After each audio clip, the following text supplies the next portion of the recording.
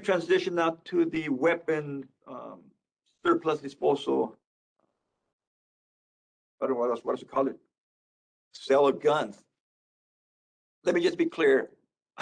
I do not approve. It's not a priority of mine or us to sell any kind of guns. The guns that we're talking about from 2020 were county purchased weapons that were used by the employees for whatever reason since 1998. They had not been disposed of. So you have basically 2 or 3 storages or closets, whatever you want to call them, where you have all these weapons just sitting there.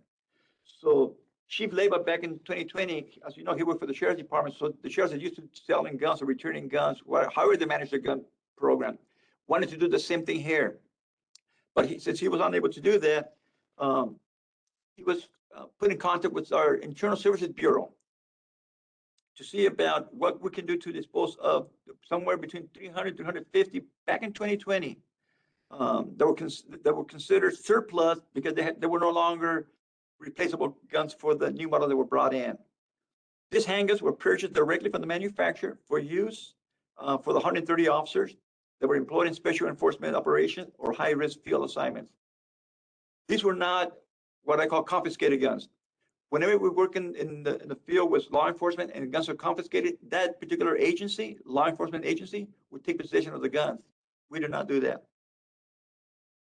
As this was the first time the probation was attempting to liquidate surplus weapons, the operations staff began the research by contacting the California Department of Justice, as well as Los Angeles County Sheriffs to see how they did this. How can you get rid of those guns?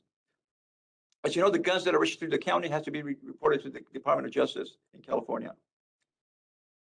The Sheriff's Department at that time, 2020, referred our department to the county's procurement department, the Internal Services Division, to figure out how we can manage and how can we best dispose of these weapons. At that point, they were referred to what they call govdeals.com. Govdeals.com is a nationwide liquidation clearinghouse that auctions surplus equipment from across governmental and related entities. It regularly handles auctions of surplus firearms from police agencies around the country.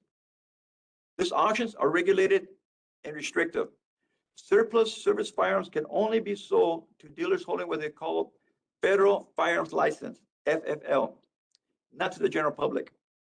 The California Penal Code Section 32,000 further restricts the sale of what they call non-roster guns to only active sworn personnel, not civilians.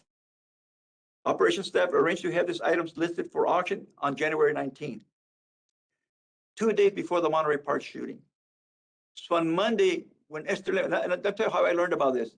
On Monday, Esther Lim from Supervisor Solis' office contacted me and said, "Are you guys selling weapons?" And I told her, "No, not that I know of.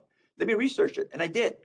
And that's what I found out. She sent me the link to the govdeals.com, and that's where it was listed. It actually had probation there. So I said, no. So I got a hold of Chief Fletcher, we got a hold of County Council and said, I want to stop this.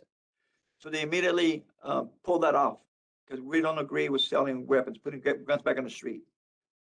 And they took that off the list immediately. And you're going to get a report from the OIG next meeting regarding the, I believe, the Monterey Park shooting, and you'll learn that the weapon that was used was not the revolvers, the pistols that we're talking about today.